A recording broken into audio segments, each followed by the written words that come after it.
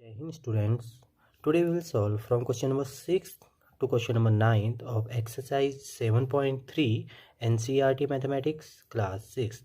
The name of the chapter is fractions. So question number 6, check whether the given fractions are equivalent. देखिए बेटा यहाँ पे ये कह रहा है क्या दिए गए फ्रैक्शन 5/9 और 30/54 इक्विवेलेंट है। इक्विवेलेंट का मतलब इक्वल है क्या। देखिए इक्विवेलेंट किससे बना है, इक्वल से बना हुआ है ना। तो इसका मतलब ये पूछ रहा है क्या 5/9 और 30/54 क्या ये दोनों इक्वल है। तो बेटा देखो यहाँ पे दो मेथड्स होती हैं यहाँ पे आपको इक्विवेलेंट दिखाने की। एक तो हमने प्रीवियस वीडियो में आपको बताया था। क्या कर लीजिए आप, देखिए ये 5/9 है, हम इसको और लगा के लिख सकते हैं, मतलब ये 5/9 और 30/54 इसको और क्या लिख सकते हैं, 5/9 तो और रिड्यूस नहीं हो सकता, तो 5/9 तो 5/9 रहा। क्या 30/54 रिड्यूस हो सकता है, बिल्कुल हो सकता है। देखिए बेटा अगर आपको डायरेक्ट किसी नंबर से डिवाइड हो रहा है ये पता नहीं चल रहा, तो आप क्या करो, छोटे छोटे नंबर से डिवाइड करो। जैसे 2 से डिवाइड करना तो आता होगा आपको, 2 से डिवाइड किया तो क्या आ जाएगा, अगर इसको 2 से डिवाइड करेंगे तो क्या आ जाएगा, 2 15 जा और ये कितना आ गया 27। अभी भी थोड़ा और रिड्यूस हो सकता है ना। तो क्या लिख सकते हैं, और क्या लिख सकते हैं इसको 5/9 कॉमा, इसको देखिए अब 3 की टेबल में तो आता है 3 5 जा 15 3 9 जा 27। तो क्या 5/9 लिख सकते हैं इसे, बिल्कुल लिख सकते हैं। अब देखिए ये भी 5/9 हो गया, ये भी 5/9 आ गया। ये रिड्यूस नहीं हो सकता था क्योंकि किसी एक ऐसा नंबर की टेबल में नहीं आते 5 और 9 कि क्या हो सके, रिड्यूस हो सके। ये क्योंकि खुद ही एक क्या है, स्मॉलेस्ट नंबर है, किसी कॉमन नंबर की टेबल में नहीं आते 5 और 9, 1 की आते हैं, लेकिन 1 से डिवाइड करेंगे तो क्या आएगा 5 और 9 ही आ जाएगा। तो 1 से डिवाइड नहीं करते, किससे करते हैं, जैसे हमने यहाँ पे किससे किया, 2 से किया, 2 से रिड्यूस करके क्या हुआ 15/27। फिर और हो सकता था 3 5 जा 15 3 9 जा, तो देखो ये भी 5/9 आ गया, ये भी 5/9 आ गया, तो दोनों क्या हो गए, इक्वल आ गए ना। सो हम लिख सकते हैं यस 5/9 एंड ये क्वेश्चन था 30/54 आर इक्विवेलेंट फ्रैक्शंस। ठीक है। अच्छा दूसरा मेथड भी तो मैंने आपको बताया था कि इनको दो तरीके से कर सकते हैं। अच्छा दूसरा मेथड क्या है ना, बहुत इजी है, बड़ी क्लासेस में आपको उससे ट्राई करना है। कैसे, ये देखिए यहाँ पे 5/9 और 30/54 लिखा है ना, 5/9 और यहाँ पे चलो एक बार के लिए यहाँ पे 30/54 लिखते हैं, ठीक है ना। इन दोनों को ना क्रॉस मल्टीप्लाई कर देना आप, क्रॉस मल्टीप्लाई मतलब कि 5 को 54 से मल्टीप्लाई करो, 9 को 30 से मल्टीप्लाई करो। पर ध्यान ये रहे पहले आपको इससे करना है, इसको मल्टीप्लाई कीजिए, क्या आएगा 5 4 जा 20 और 5 5 जा 25, 25 और 2 27। और यहाँ भी अगर 9 से मल्टीप्लाई करेंगे तो क्या कितना कितना आ गया 270। अगर दोनों इक्वल आते हैं ना तो हम बोलेंगे क्या कि ये yes these are equivalent fraction. तो आपने दो मेथड सीखी। पहली मेथड क्या थी, इनको हम क्या करेंगे, रिड्यूस करेंगे। रिड्यूस कैसे करेंगे, कोई एक ऐसा नंबर ढूंढेंगे जो इनको क्या कर सके, डिवाइड करने के बाद छोटा कर सके। और यहाँ पर क्या करते हैं, क्रॉस मल्टीप्लिकेशन मेथड। ये कौन सी मेथड है, क्रॉस मल्टीप्लिकेशन। इसमें क्या करते हैं, इस नंबर से इसको मल्टीप्लाई किया, यहाँ पे लिखा, इस नंबर से इसको मल्टीप्लाई किया, यहाँ पे लिखा। अगर दोनों जगह इक्वल आते हैं, इसको बोलते हैं LHS, इसको बोलते हैं RHS। LHS means left hand side, आपकी लेफ्ट हैंड साइड की ओर है ना, तो इसको बोलेंगे LHS लेफ्ट हैंड साइड। और ये क्या हो गया RHS। अगर ये LHS और RHS दोनों इक्वल हो जाते हैं, जैसे कि 270 और 270, तो हम बोलेंगे yes the given fractions are equivalent fractions. ठीक है। आइए कुछ और पार्ट करते हैं, ठीक है ना, और अच्छे से समझ में आएगा। B part 3/10 12/50। मैं हर किसी में ना दोनों मेथड्स कराऊंगा, साथ साथ कवर होते रहेगा आपका, ठीक है। तो एक तो क्या था कि इसको हम क्या लिख सकते हैं 3/10, तो 3/10 तो रिड्यूस नहीं हो सकता क्योंकि मैं अगर 3 से डिवाइड करने जाऊँ तो 3 की टेबल में तो 3 आता है लेकिन 10 नहीं आता। अब 2 से डिवाइड करूँ तो 2 की टेबल में 10 तो आता है, 2 5 जा, लेकिन 2 से ये नहीं होता, तो ये रिड्यूस नहीं हो सकता। 3/10 तो ऐसे ही रहेगा। क्या ये हो सकता है, बिल्कुल 2 से डिवाइड कर सकते हैं ना इसको, 2 6 जा 12, और क्या नंबर से हो सकता है यहाँ पे 25 हो सकता है ना। अब इसके आगे डिवाइड होता है क्या, अब देखिए यहाँ पे ये आता है 5 की टेबल में और ये आता है 3 की टेबल में। अलग अलग नंबर की टेबल में आने से हमें कोई फ़ायदा नहीं होने वाला। हमें ऐसा नंबर चाहिए जो दोनों को डिवाइड करे। अब दोनों इक्वल नहीं आए ना, तो हम लिखेंगे no 3/10 and 12/50 are not equivalent fractions. ठीक है, अब ये वाली मेथड से भी कर लेंगे जो आज नहीं सीखी हमने। क्या कर सकते हैं आप, क्रॉस मल्टीप्लाई। तो क्या क्वेश्चन है, 3/10 और हमारे पास है 12/50। ठीक है, अब क्रॉस मल्टीप्लाई करते हैं इनको। क्रॉस मल्टीप्लाई में 3 से पहले 50 को कर लीजिए, 3 से 50 को कर लीजिए, कितना आ जाएगा, लिख देता हूँ मैं पूरा। और यहाँ पे क्या आ जाएगा, 10 × 12। ठीक है, अब देखिए यहाँ पे 3 से अगर 50 को मल्टीप्लाई करें तो कितना आ जाएगा, 150, 3 5 जा 15। और यहाँ पे सॉरी यहाँ पे 10 आएगा ना, 12 × 10, तो कितना आ गया 120। अब ये दोनों इक्वल नहीं है ना, तो हम यहाँ पे डज नॉट इक्वल टू का सिंबल लगाएंगे। यहाँ पे मतलब इक्वल नहीं है तो ऐसा क्रॉस का सिंबल, इससे मतलब ये हो गया डज नॉट इक्वल टू।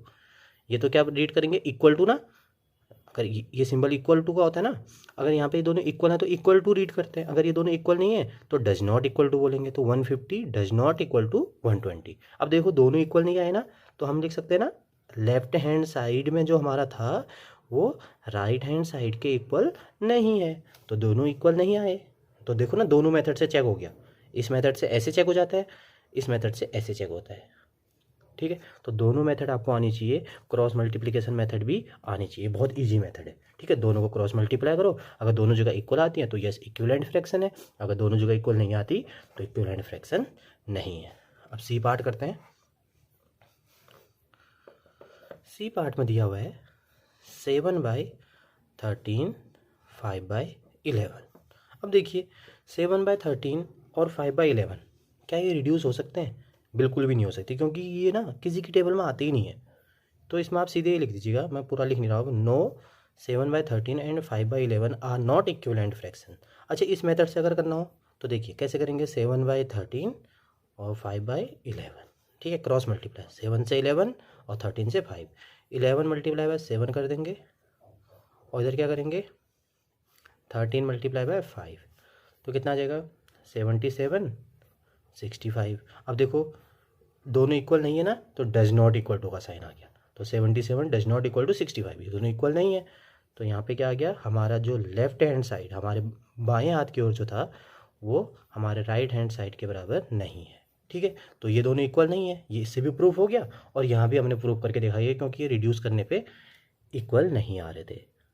ठीक है, तो आपके पास कभी भी इक्विवेलेंट मीन्स अगर इक्वल चेक करना है तो दो मेथड है, पहली रिड्यूस करने की और दूसरी क्रॉस मल्टीप्लिकेशन की। रिड्यूस करने पे आपको तब तक रिड्यूस करना है जब तक कि कोई कॉमन नंबर ना मिल जाए दोनों को डिवाइड करने वाला। ठीक है ना, तब तक डिवाइड करते रहोगे आप, उसके बाद लास्ट में चेक कर लोगे कि अगर इक्वल आ गए तो इक्विवेलेंट बोल दोगे। जैसे इस केस में हो गया कोई भी डिवाइजर नहीं है, तो आप क्या कर दोगे, इक्विवेलेंट फ्रैक्शन नहीं है कह दोगे। और इस मेथड में क्रॉस मल्टीप्लाई कर दोगे, अगर क्रॉस मल्टीप्लिकेशन करने के बाद अगर इक्वल आ रही है तो बोल दोगे yes these are equivalent fractions. अगर इक्वल नहीं है तब आप लिखोगे these are not equivalent fractions. Question number 7, reduce the following fractions to simplest form. ये तो बहुत ज़्यादा ईजी है, हमने पहले ही क्वेश्चन नंबर 6 में सीख लिया है। कैसे रिड्यूस करेंगे हम, 48/60 है तो रिड्यूस कैसे करते हैं, कोई एक ऐसा नंबर ढूंढते हैं जो दोनों को डिवाइड करता हो। तो कोई ऐसा नंबर मिल रहा है आपको, 48/60 2 से डिवाइड कर लीजिए, 24 और 2 से डिवाइड करेंगे तो कितना आ जाएगा 30 आ जाएगा। तो 24/30 भी तो डिवाइड हो सकता है ना, किससे डिवाइड होता है, 2 से 12 पे हो सकता है और 15 से। लेकिन यहाँ पे 3 की अगर मैं टेबल देखूँ तो 3 4 जा 12 होता है और 3 5 जा 15 होता है, तो इतनी बार डिवाइड हो रहा है। अब किसी बच्चे को सीधे सीधे अगर 12 की टेबल आती है तो 12 से भी डिवाइड कर सकता था। देखो 12 4 जा 48, 12 5 जा 60। तो ऐसा कुछ नहीं है कि आपको डायरेक्टली नहीं डिवाइड करना या छोटे छोटे नंबर से डिवाइड करना, आपको जिस चीज़ की भी टेबल आती है बस डिवाइड दोनों को करना चाहिए, है ना। किसी भी नंबर की टेबल आनी चाहिए आपको, बस ये पता होना चाहिए कि दोनों को डिवाइड करे। ठीक है, तो आपको मैंने ये भी बता दिया, अगर आप सीधे करते ना, ये देखो 12 4 जा 48 होता है और 12 5 जा, तो ऐसे भी आंसर आ जाता आपका। ठीक है, अगर आप ऐसा ना करते, देखिए अगर आप 6 से डिवाइड करते 6 की टेबल में 8 6 जा 48 होता है या 6 8 जा 48 होता है, और 6 की टेबल में 10 पे आता है। फिर से डिवाइडर 2 4 जा 2 5 जा। तो कट करने के अलग अलग मेथड होते हैं, आपको डिवाइड करना आना चाहिए। बस यहाँ पे एक ही रूल है कि दोनों को डिवाइड करें, ठीक है ना बेटा, दोनों को डिवाइड करना होना चाहिए यहाँ पे, तो आपका तब आंसर सही आएगा। तो 4/5 आ गया। बी पार्ट 150/60, ठीक है। पहले तो 10 की टेबल में आ जाएगा, अगर 10 से कटेगा तो कितनी में आ जाएगा, ये 0 0 कट जाएगा ना, 10 से जब कटेगा तो कितना आ जाएगा 15/6। अब 3 की टेबल में आता है 3 5 जा 15 और 3 2 जा 6। तो एक तो ऐसे हो सकता था, अब किसी बच्चे को टेबल अच्छे से लर्न है सारी तो 30 से भी डिवाइड कर सकता है, तो 35 जा होता है और 32 जा होता है, तो ऐसे भी आ जाता उसका, है ना।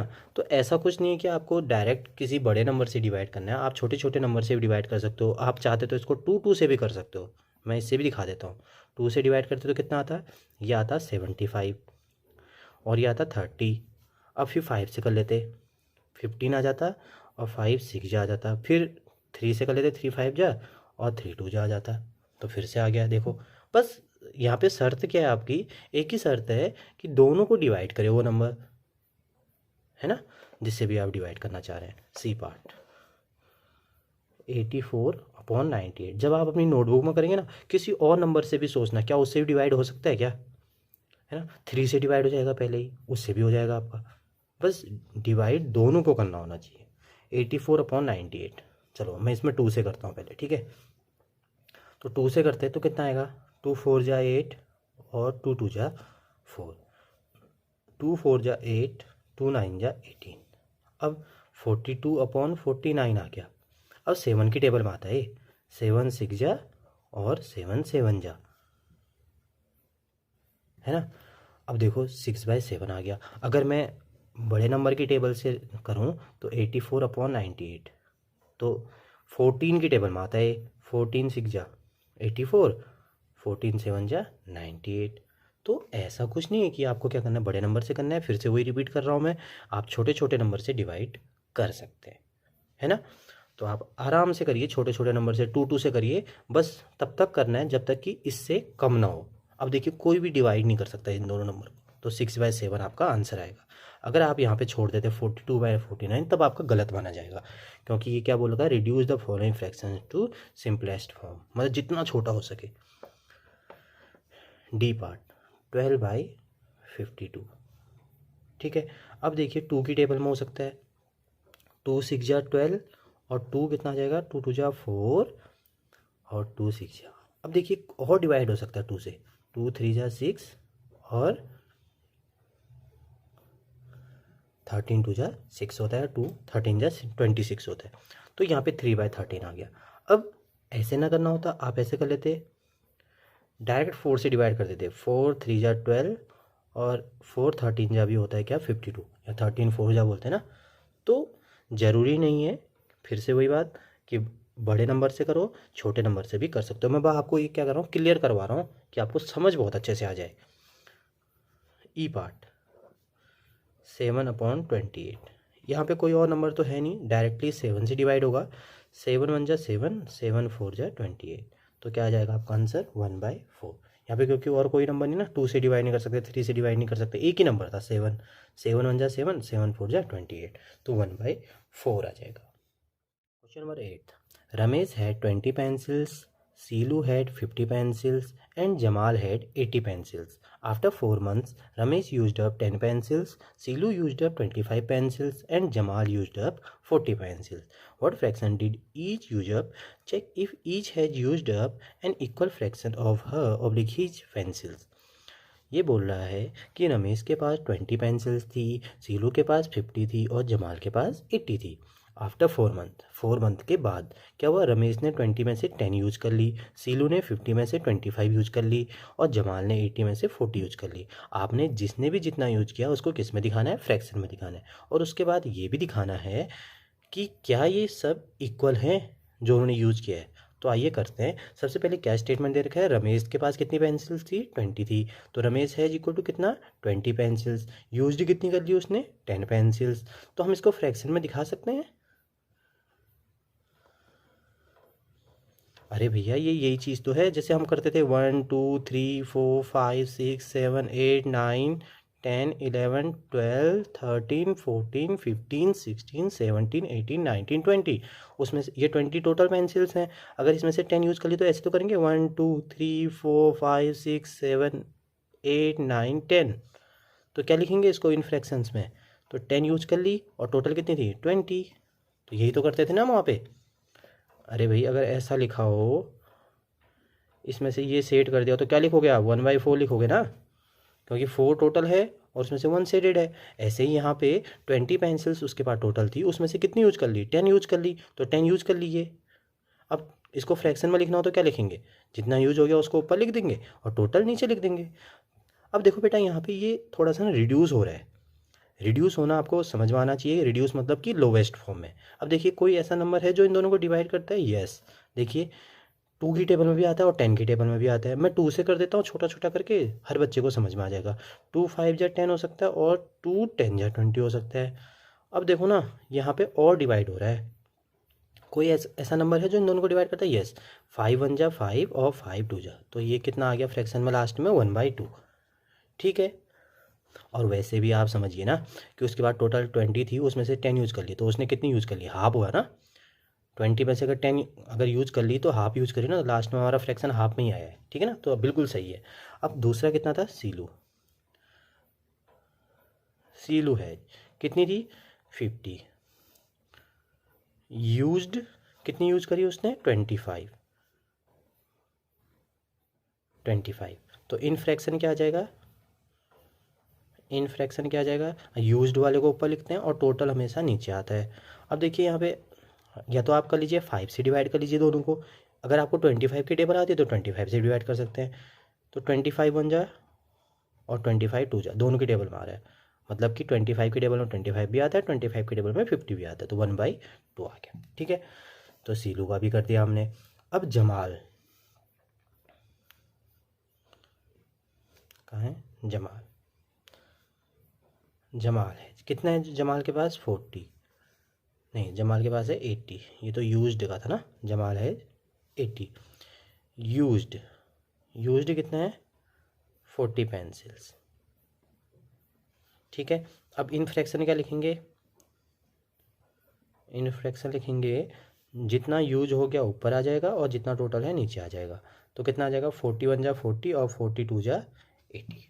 अब देखो बेटा ये भी 1/2, ये भी 1/2 और ये भी 1/2, अब तीनों 1/2 आ गए। तो देखो बेटा इसने क्वेश्चन पूछा था, check if each has used up an equal fraction of her oblique his pencils. ये तीनों इक्वल आए हैं, ये भी 1/2 आया, ये भी 1/2, तो सारे इक्वल आए ना। तो यही बोला था उसने, चेक करिए कि इक्वल आए नहीं आए। तो यहाँ पे इक्वल आए हैं, तो हम लिख सकते हैं सिंस ऑल फ्रैक्शंस आर, क्या पढ़ा था हमने थोड़ी देर पहले, equivalent. Equivalent means equal, so each one used up equal fractions of pencils। सब ने इक्वल करी है, ठीक है ना, क्योंकि तीनों इक्वल आए हैं। अगर यहाँ पे एक भी डिफरेंट आ जाता तो हम नहीं लिखते अपना आंसर। तो यहाँ पे यही चेक करने के लिए बोलता, ये आंसर भी दे दिया हमने, व्हाट फ्रैक्शन ये पूछा था ये हमने यहाँ पे दे दिया। तो ऐसे कंप्लीट करना है। Question number 9, match the equivalent fractions and right 2 more of each. ठीक है, इक्विवेलेंट फ्रैक्शन से मैच करना आपको। ये first second third fourth fifth जो रोमन नंबर में दे रखे हैं, इनको अल्फ़ाबेटिकली जो ABCDE दे रखे हैं इस तरफ राइट हैंड साइड में, इनसे मैच करना है। तो हम पहले ऐसा कर लेते हैं ना, इन सबको रिड्यूस कर लेते हैं। 180/200 और ये दे रखा है 660/990 और इधर रखा 180/360 और इधर रखा है 220/550। तो पहले रिड्यूस कर लेते हैं, जो भी आंसर आएगा बाद में उसके अकॉर्डिंग मैच कर लेंगे, ठीक है ना। तो अगर इसको रिड्यूस किया जाए तो क्या आ जाएगा, देखिए ये तो कट जाएगा, 0 0 है ना। तो जब भी ऐसा होता है आपका, जैसे मान लो 300, एक जीरो से एक जीरो कट जाता है, ठीक है। ऐसे यहाँ पे 25/40, तो इतना तो हमने पहले रिड्यूस कर लिया, और हो सकता है रिड्यूस। कितना हो गया, 5 5 जा 25 और 5 8 जा 40, तो 5/8, इससे ज़्यादा रिड्यूस नहीं हो सकता, तो हमने इतना तो कर दिया। अब इस वाले में भी एक जीरो से एक जीरो तो कट सकता है, तो कितना आ गया 18/20, ठीक है। अब 2 से डिवाइड हो सकता है ना, 2 9 जा और 2 10 जा, तो 9/10 आ गया, ठीक है। अब ये हो सकता है एक जीरो से एक जीरो कट जाए। अब देखिए 66/99, या तो आप 11 से डायरेक्ट डिवाइड कर दो या 3 से डिवाइड कर दीजिए। मैं 11 से डिवाइड कर रहा हूँ, 11 6 जा 11 9 जा, और डिवाइड हो जाएगा 6/9 आ गया ना। तो और डिवाइड हो सकता है 2 3 जा, सॉरी 3 2 जा, क्योंकि 2 से करेंगे तो फिर 2 से 9 नहीं होगा। 3 2 जा 6, 3 3 जा, तो कितना आ गया 2/3। यहाँ पर भी एक जीरो से एक जीरो कट जाएगा, कितना आ गया 18/36। अब कितना हो जाएगा, 2 से डिवाइड कर सकते हैं, 2 9 जा, ये आप चाहते तो 18 1 जा 18 और 18 2 जा 36 भी कर सकते हैं, पर मैं आपको धीरे धीरे सिखाना चाह रहा हूँ। 9 1 जा 9, 9 2 जा 18, 1/2 आ गया, ठीक है। इस वाले में भी एक जीरो से एक जीरो कट जाएगा। अब देखिए 11 की टेबल में आ सकता है 22/55, तो 11 2 जा 22, 11 5 जा, ठीक है। ये हमने सारे सॉल्व कर लिए। अब तो हम मैच कर सकते हैं ना, तो सबसे पहले क्या लिख देंगे यहाँ पे, आप क्वेश्चन को लिख लेते हैं अपना, फर्स्ट सेकेंड थर्ड फोर्थ और ये फिफ्थ, ठीक है। अब क्वेश्चन नोट कर लेते हैं। 250/400, 180/200, 660/990 और 180/360, लास्ट हो जाएगा आपका 220/550, ठीक है।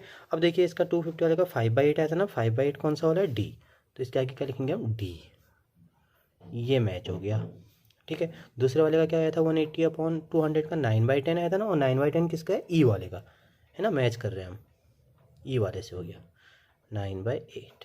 अब थर्ड में आया था 660 2/3, 2/3 किसका आया था, ए वाले का, देखिए है ना राइट हैंड साइड में 2/3, ठीक है। 180/360, इसका क्या आया था 1/2, 1/2 किसका है, सी, 1/2। अब फिफ्थ क्या था हमारा 220/550, इसका आया था 2/5, और 2/5 किसका है, बी का। ये तो हो गए मैच, ठीक है। इतना तो हमने कर लिया, मैच द इक्विवेलेंट फ्रैक्शंस, ठीक है, इतना करा है। अब क्या बोल रहा है, राइट 2 मोर ऑफ ईच, तो यहाँ पे कर लेते हैं 2 मोर ऑफ ईच। तो कैसे निकालते हैं 2 मोर ऑफ ईच, तो बेटा देखो 5 की टेबल लिख दो ना, ये 5/8 है, तो 5/8 का टेबल लिख दो, 5 2 जा 10, 8 2 जा 16, क्योंकि अगर हम इसको सॉल्व करें 2 5 जा 10, 2 8 जा, यही आ जाएगा दोबारा से। तो दो और लिखने हैं आपको इक्विवेलेंट फ्रैक्शन, तो 5/8 की टेबल लिख दो, 5 2 जा 10, 8 2 जा 16, 5 3 जा 15, 8 3 जा 24, बस ये इक्विवेलेंट फ्रैक्शन आ गए हो, सब इक्वल हैं, ये आपस में सब इक्वल हैं। इसको तो हमने कर दिया, इसको इक्वल करके इसके बराबर दिखा दिया हमने, और इनको भी सॉल्व करेंगे तो 5/8 ही आएगा। तो सारे के सारे इक्विवेलेंट है, दो दिखाने थे और हमने दो दिखा दिए। तो ऐसे ही यहाँ पे क्या हो सकता है, 9 की टेबल लिख दो, 9 2 जा 18, और यहाँ पे 8 2 जा 16, 9 3 जा 27, 8 3 जा 24, यहाँ पे 2 2 जा 4, 3 2 जा 6, 2 3 जा 6, 2 3 जा 6, 3 3 जा 9, है ना। 1 की टेबल में 1 2 जा 2, और ये कितना आ जाएगा 2 2 जा 4, 1 3 जा 3, 2 3 जा 6, 2 2 जा 4, 5 2 जा 10, 2 3 जा 6, 5 3 जा 15। हमने कुछ नहीं किया, टेबल लिख दिया। अब ज़रूरी नहीं है कि आप 2 से ही मल्टीप्लाई करो, 5 2 जा 10 कर रहे हैं, 5 3 जा, आप चाहो तो 5 10 जा कर दो सीधे, तो नीचे भी आपको 10 से ही मल्टीप्लाई करना पड़ेगा इक्विवेलेंट फ्रैक्शन निकालने के लिए। जैसे मैंने ये लिखा 6/3, 6 या तो 7 लिख देते हैं, इसका इक्विवेलेंट फ्रैक्शन लिखना है, ठीक है ना, 6/7 का। तो आप ज़रूरी नहीं है कि 2 से मल्टीप्लाई करो, या 2 3 4 ऐसे मल्टीप्लाई करो असेंडिंग ऑर्डर में, आप सीधे 10 से मल्टीप्लाई कर दो, पर दोनों जगह वो 10 से मल्टीप्लाई होगा, तब 60/70 आ जाएगा। इनको रिड्यूस करेंगे तो फिर से 6/7 देखो आ गया। ठीक है, तो अब आप चेक करिएगा ये सारे के सारे क्या होंगे, सेम होंगे। ये जैसे 5/8 है ना, इनको रिड्यूस करोगे तो 5/8 आएगा। ये 9/8 है ना, इनको भी रिड्यूस करोगे तो 9/8 आएगा। 2/3 है, इनको रिड्यूस करोगे तो 2/3 आएगा। 1/2 है ना, इनको भी रिड्यूस करोगे 1/2 आएगा। इसको तो हम करके दिखा चुके हैं ना। 2/5 है, आप इनको रिड्यूस करोगे 2/5 ही आएगा। Thank you students.